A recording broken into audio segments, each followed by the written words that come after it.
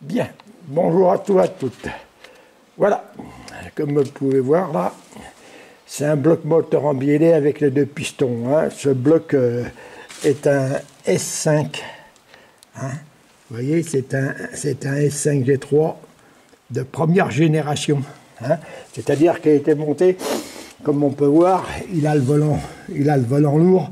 Il était monté sur une Dina Z1. Bon, la personne me l'a apporté en me disant, bon, la voiture, ça fait longtemps que je ne l'ai pas pris, je l'ai sortie, j'ai voulu aller chercher de l'essence, hein, j'ai fait 3 km avec, d'ailleurs, au début, j'ai eu du mal à la mettre en route, j'ai fait 3 km avec, hein, et bon, j'ai arrêté le moteur, j'ai mis mes valides d'essence, et j'ai eu beaucoup de mal à remettre le moteur en route. Et bon, il a redémarré, pardon, mais il tirait pas, il avait du mal à tirer, il avait du mal à monter. D'ailleurs, j'ai eu beaucoup de mal pour rentrer chez moi. Hein. Alors, je lui ai dit, bon, est-ce que vous pouvez le démonter? Est-ce que vous pouvez me l'apporter? Alors, il m'a dit, oui, je vous l'apporte, je peux vous le démonter, je peux l'apporter. Je dis, oui, comme ça, on l'ouvrira ensemble. Et là, vous allez voir, on verra ce qui se passe, parce que c'est pas normal. Hein. Alors, bien sûr, il me l'a amené. La première chose que j'ai fait, j'ai contrôlé les compressions, et la surprise, hein. Les compressions n'étaient pas du tout là. Alors bon, voilà, j'ai démonté les cylindres. Là, j'ai mis l'autre côté, l'autre côté, parce que comme au-dessus j'ai les verrières, avec le caméscope, ça me fait comment je vais dire, enfin ça éblouit, donc je vois pas bien ce que je filme. Bon, alors comme vous voyez, après avoir la découverte du fendard, hein, sur le piston là, hein, du fendard, et bien voici une autre découverte, une autre avarie. Hein. Alors, donc j'ai démonté les deux cylindres en présence du propriétaire, bien sûr, hein, et j'ai tiré les cylindres, et voilà ce que j'ai constaté.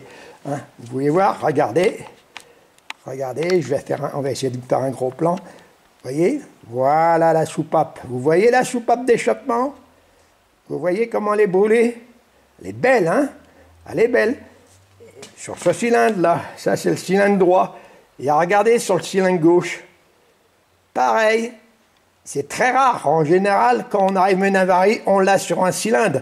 On n'a pas sur les deux cylindres. Vous voyez? Mais là, c'est les deux cylindres. Les deux soupapes ont brûlé. Vous voyez? Hein? Alors, le gros problème, bon, là, ce que je vais faire, je vais démonter ma soupape, et je vais regarder mes sièges, je vais mettre des soupapes neuves. Hein? Et je vais mettre des soupapes neuves. Donc, ce que je vais faire, rectifier les sièges et tout, pas de problème, mais on remonte. Je nettoie alors grosso modo à l'intérieur et je remonte. Mais vu comment je vais dire, la couche, alors attendez que je prenne la pile, vu la couche de calamine qui est à l'intérieur, alors attendez que je fais, ouais, attendez que c'est pas évident, vous voyez la couche de calamine là, hein, en haut là, ici là, hein, ben, vu la couche de calamine là, eh bien, à l'intérieur, même on voit bien, hein, on la voit bien, cette couche de calamine, là, vous voyez, hein, un petit peu moins sur celui-là. Bon, ça veut dire, si, il y en avait un peu, hein, ça veut dire que les segments, hein, sont usés, bien sûr, on va remplacer les segments, hein, aussi. Eh bien, si j'enlève pas la calamine, hein, et que en dessous,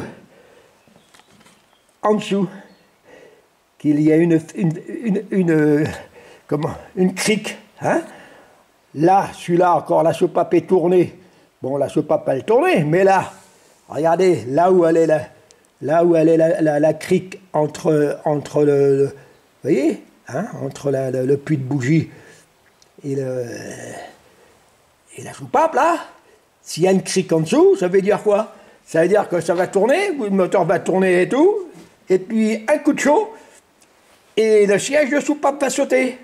Hein? Et donc le moteur va recasser. Alors, le seul moyen de savoir s'il y a une crique, eh bien, je vais être obligé de microbiller, comme je fais sur les autres cylindres. Je vais faire un microbillage total, et là on verra.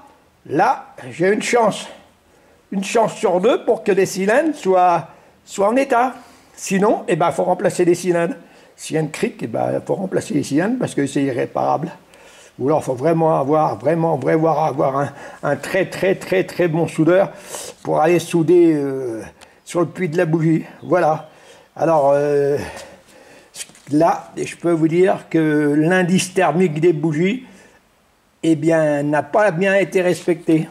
Hein, n'a pas été respecté. Alors l'indice thermique plus la calamine à l'intérieur, bon, ben, ça fait une surchauffe, quoi. Hein, ça fait une surchauffe et ça a brûlé les soupapes. Voilà. Merci, à la prochaine vidéo. On verra ce qu'il y a comme anomalie. Hein. Mais là, pour le moment, ce moteur, là, comme j'attends les pièces, de l'autre moteur, j'ai commencé à démonter pour voir avec le propriétaire. Maintenant, le propriétaire est fixé. Hein. Il sait ce qu'il a son moteur, quoi. Là, normalement, je dois avoir les pièces aujourd'hui, hein, sur l'autre moteur qui est sur l'établi, là. Et après, bah, j'attaquerai celui-ci. Voilà, merci, à la prochaine vidéo.